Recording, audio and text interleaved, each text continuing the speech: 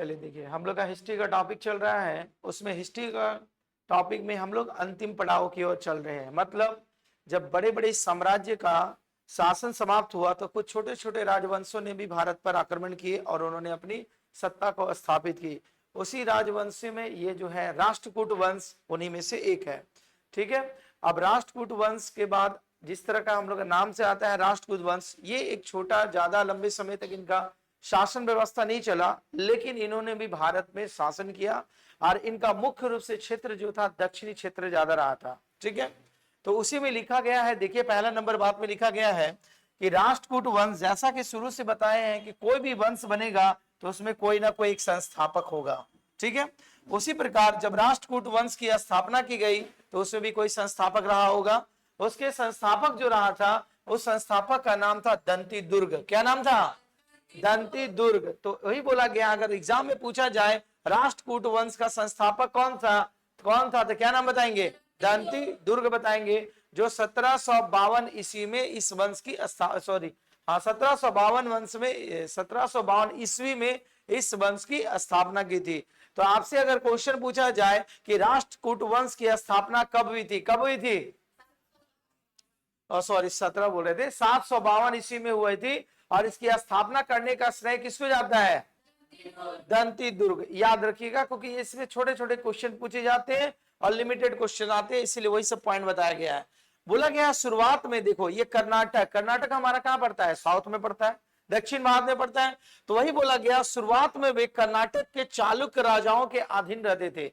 चालुक्य का भी एक साम्राज्य हुआ करता था, तो उसी साम्राज्य के अधीन जो थे, जो दंती दुर्ग रहा करते थे एज ए सामंत के रूप में। तो वही बोला गया है कि जो शुरुआत में वो किसका राजा के अधीन में रहा करते थे? चालुक्य।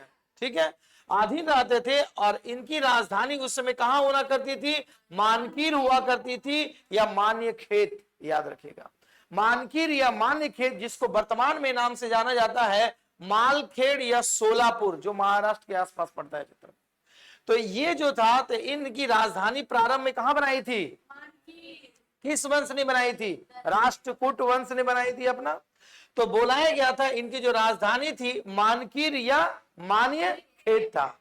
ठीक है, इस वंश में कुछ प्रमुख राजाएं भी हुई, जो उन्होंने कुछ समय तक अपना शासन व्यवस्था किया और उनकी जो इंपॉर्टेंट पॉइंट है वही सब बताया जा रहा, क्योंकि उतनी डिटेल में नहीं पढ़ना आपको, क्योंकि एग्जामिनेशन दृष्टिकोण से जो महत्वपूर्ण है उसी के बारे में पढ़ना है। तो राष्ट्रकूट वंश की स्थापना जिसने दंती दुर्ग ने की थी, उनके बाद कुछ राजवंशों ने भी वहां पर शासन किया। जैसा शुरू से इतिहास में बताते आए कि राजा के बाद राजा का वंशज ही आगे चल के शासन करते आया है। तो उसी में बोला गया है राष्ट्रकूट वंश में जो प्रमुख शासन हुए उसमें सबसे पहला नाम आता है, किसका नाम आता है? कृष्ण प्रथम। किसका नाम आता है आपका? कृष्ण प्रथम। फिर उसके बाद नाम आएगा ध्रुव, फिर उसके बाद आएगा गोविंद तृतीय, फिर उसके बाद आएगा अमोघ वर्ष, उसके बाद आएगा कृष्ण द्वितीय, फिर उसके बाद नाम आएगा इंद्र तृतीय और उसके बाद आएगा कृष्ण तृतीय। मतलब इस राष्ट्रकूट वंश में ये मुख्य शासक हुए जिन्होंने क्रमबद्ध तरीका से अपने वंश की शासन व्यवस्था को चलाया। ठीक है, उसके बाद हम लोग देखेंगे, बोला गया है कि एलोरा, देखो इसी के समय में हुआ था एक प्रसिद्ध मंदिर का निर्माण। तो वही बोला गया एलोरा का प्रसिद्ध जो होता है कैलाश मंदिर का निर्माण कराने का जो श्रेय जाता है वो कृष्ण प्रथम को जाता है। किसको जाता है? कृष्ण प्रथम। और एग्जाम में क्वेश्चन में पूछा जाता है कि एलोरा का प्रसिद्ध जो होता है कैलाश मंदिर का निर्माण किस वंश ने कराया था? तो किस वंश ने कराया था? राष्ट्रकूट वंश ने कराया था। अगर पूछा जाएगा किस राजा ने कराया था तो उस राजा का नाम क्या बताएंगे? कृष्ण प्रथम। याद रखिएगा, क्योंकि एग्जाम में यह भी क्वेश्चन पूछा गया है और ये वंश के बारे में भी पूछा गया है। ठीक है, तो राष्ट्रकूट वंश का संस्थापक दंती दुर्ग। एलोरा का आपका प्रसिद्ध कैलाश मंदिर का निर्माण किसने करवाया था? कृष्ण प्रथम ने करवाया था। ठीक है, इसके बाद इस वंश में कृष्ण प्रथम के बाद अगला जो नाम आता है ध्रुव का। तो बोला गया है ध्रुव जो होता है राष्ट्रकूट वंश का पहला शासक था, शासकों में गिनती आता है जिसने कन्नौज पर अधीन करने हेतु त्रिपेक्षीय संघर्ष किया। आपको पता ही थे कि कन्नौज पर इससे पहले किसका शासन चल रहा था? हर्षवर्धन का चल रहा था। तो हर्षवर्धन की जब मृत्यु हो गई तो वहां पर क्या होता है, जब किसी राज्य में राजा नहीं होता है तो बाहरी देश का उसमें आक्रमण चालू हो जाता है। वो उसकी क्या होता है, अपना पूरा कंट्रोल करने लगता है। जिस प्रकार अभी हम लोग को झारखंड का स्थिति दयनीय है, झारखंड का बच्चा पढ़ता लिखना नहीं होने की वजह से, पढ़ाई के ऊपर कम ध्यान होने से दूसरे राज्य का बच्चा लोग नौकरी ले रहा, दूसरे राज्य का नौकरी ले रहा। तो जब बच्चे लोग झारखंड के भी अच्छी तरीका से पढ़ाई करने लगेंगे दूसरे राज्य की तुलना में, तो बाहर का बच्चा नौकरी ले पाएगा? नहीं ले पाएगा।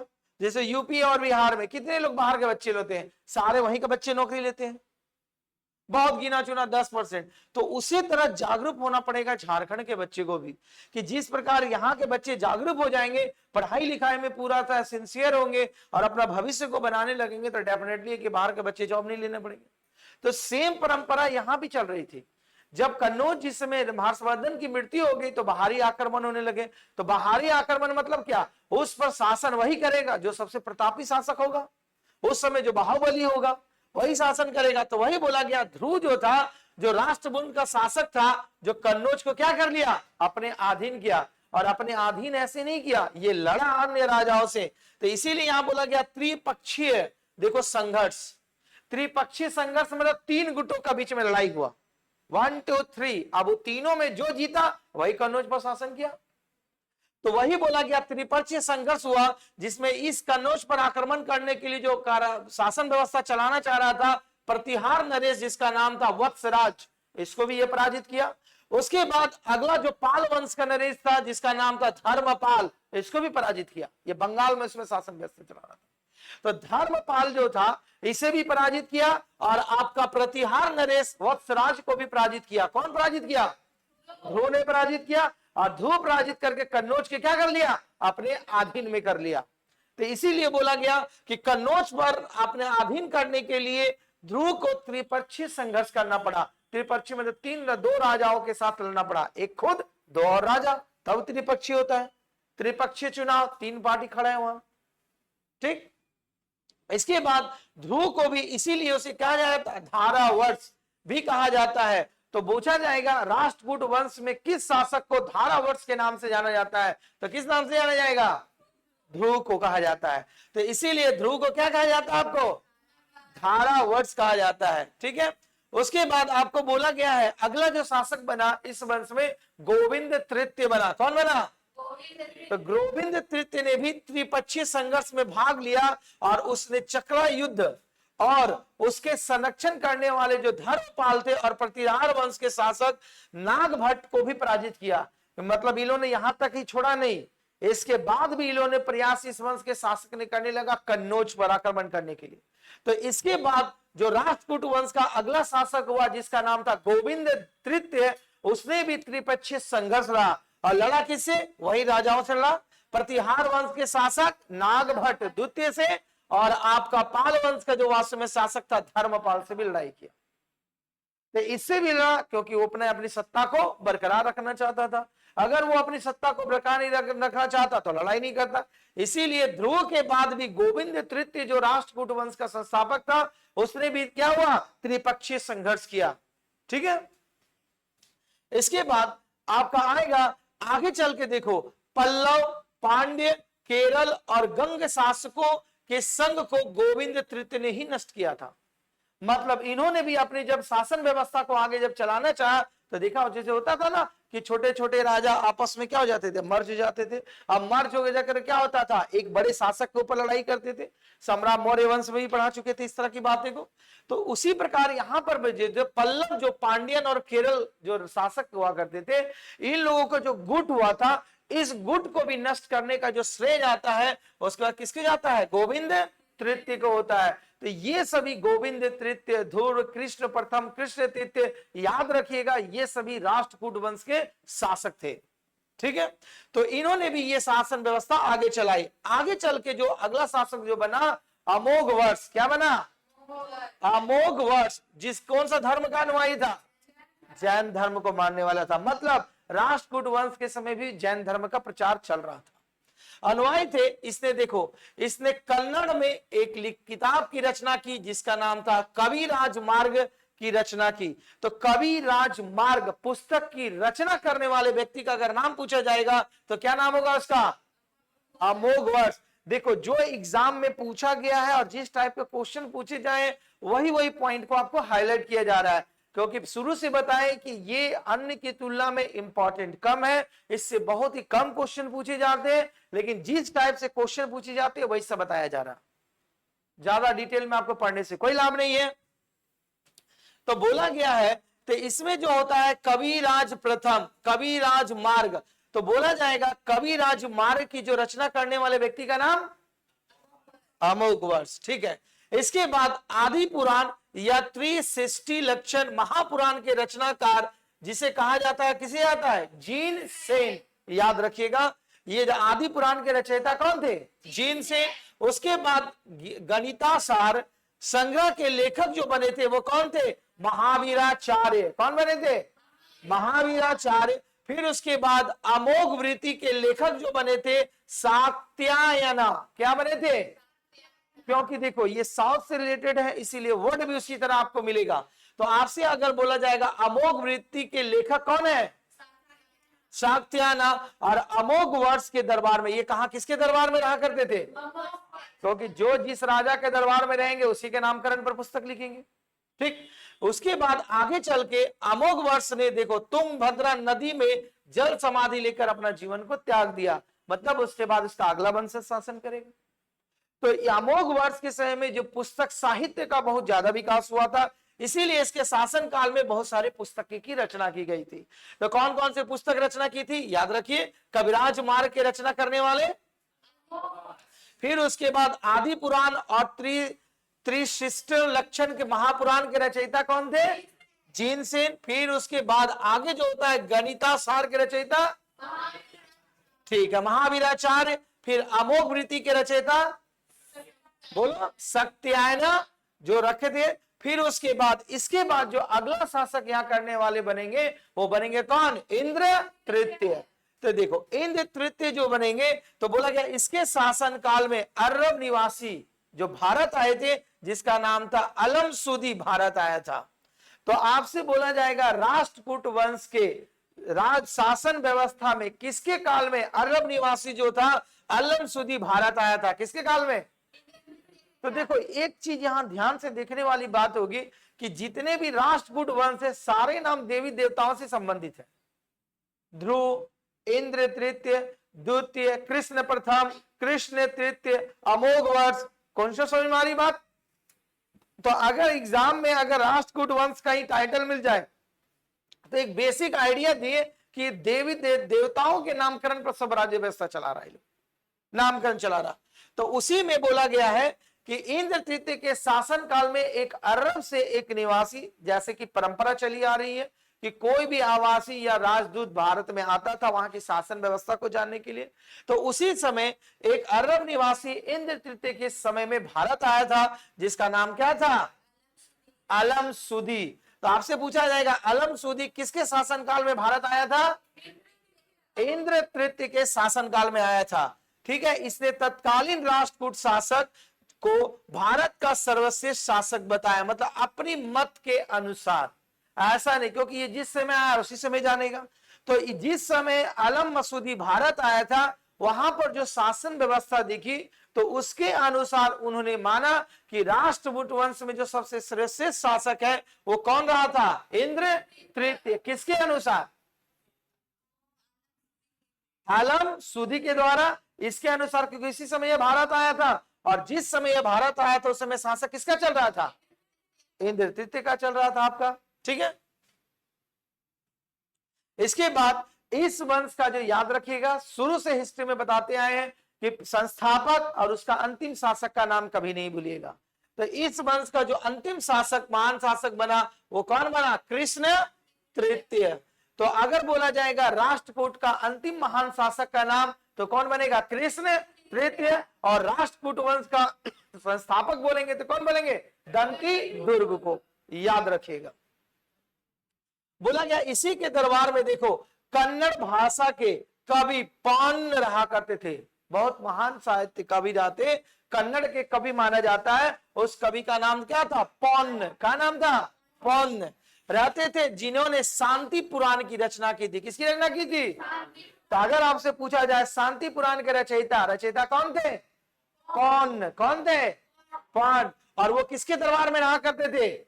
कृष्ण तृतीय। किसके दरबार में जाते थे?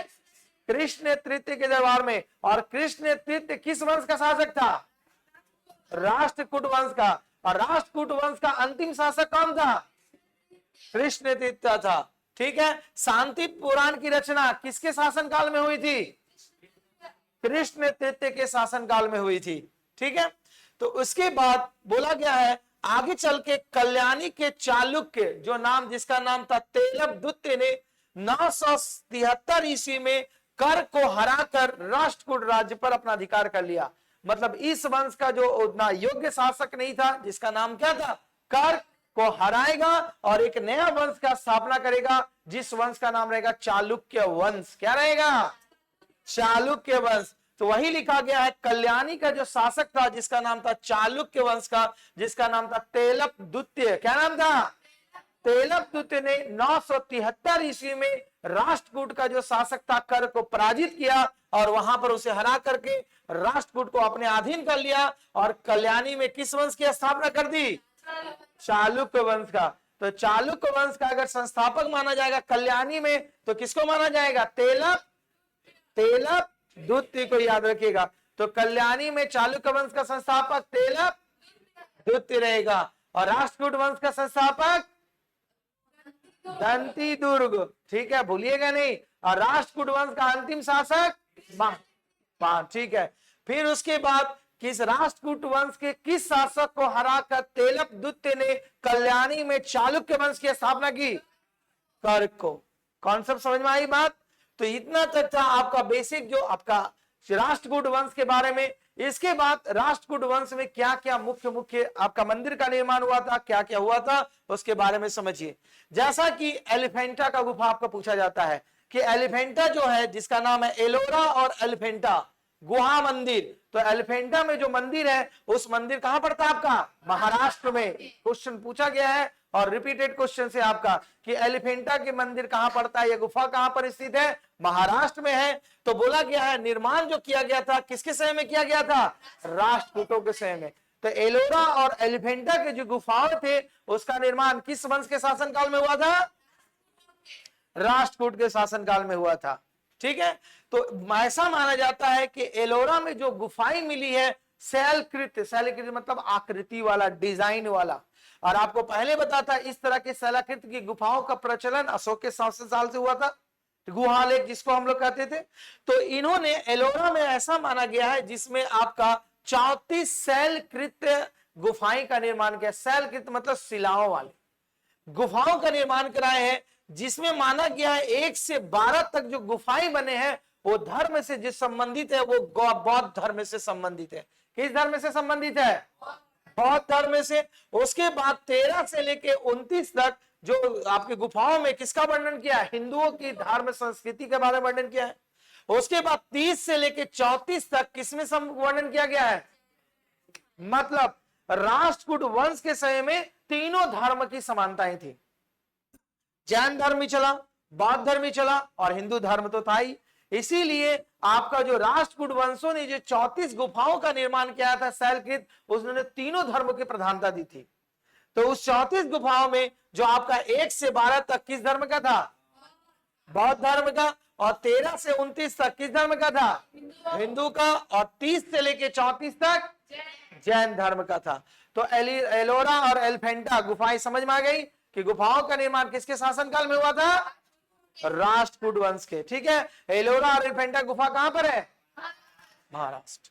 उसके बाद याद रखिएगा इसकी जानकारी तो मिला होगा आने वाले समय में। तो वही बोला गया है एलोरा गुफा को सर्वप्रथम उल्लेख करने वाले फ्रांसीसी यात्री था जिसका नाम था थेवेनेट। क्या नाम था? थेवेनेट ने। और ये कौन सी सदी में इसको खोजा था? 17वीं में। हम लोग 21वीं सदी में है।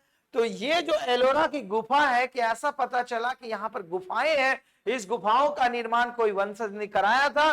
तो इसकी जानकारी जो मिली हमें 17वीं ईसा पूर्व में मिली, ईसा पूर्व में शताब्दी में मिली। और इसका जो श्रेय जाता है एक फ्रांसीसी था यात्री जिसका नाम था क्या? थेवेनेट। याद रखिएगा किसको जाता है? फ्रांसीसी यात्री का थेवेनेट को। ठीक है। उसके बाद राष्ट्रकूट वंश जो थे वास्तव में इसमें बहुत सारे संप्रदाय चलते थे। शैव संप्रदाय, वैष्णव संप्रदाय, शाक्त संप्रदाय के साथ साथ जैन धर्म का भी प्रचलन चल रहा था। तभी तो इन लोग गुफाओं का निर्माण चला। ठीक है, कि उपासक थे और राष्ट्रकूटों ने अपने राज्यों में मुसलमान व्यापारी को बसने और इस्लाम प्रचार की स्वीकृति दी। मतलब इसी के समय से इस्लाम धर्म का भी भारत में आगमन हो चुका था। क्यों? क्योंकि इसी वंश के बाद जैसे अब हम लोग का इसका खत्म होगा प्राचीन भारत, मध्य भारत में जैसे एंट्री करेंगे तो पहले वहां पर मुस्लिम शासक आक्रमण चालू होगा, तब मुसलमान का भारत में प्रवेश चालू होगा, तब जाकर के हम लोग पढ़ेंगे क्या, संतलत काल, दिल्ली संतलत, तब मुगल या संतलत, तब फिर ब्रिटिश में एंट्री करेंगे। मतलब राष्ट्रकूट वंश के शासन काल से ही मुस्लिमों का भारत में क्या हो गया था, प्रवेश प्रारंभ हो चुका था। ठीक है, तो इतनी सारी आपका राष्ट्रकूट वंश के बारे में महत्वपूर्ण क्वेश्चन थे, इस चीज को याद रखिएगा। इसमें जितने भी, इसीलिए जितने भी क्वेश्चन पूछे गए हैं और पूछे जाने की संभावनाएं है, उसी का एज ए सारांश के रूप में राष्ट्रकूट वंश के बारे में जानकारी दे दी गई। इसके बाद इसका जो अगला वंश है आपका क्या, चालुक्य वंश, उसके बारे में हम लोग पढ़ेंगे। धन्यवाद।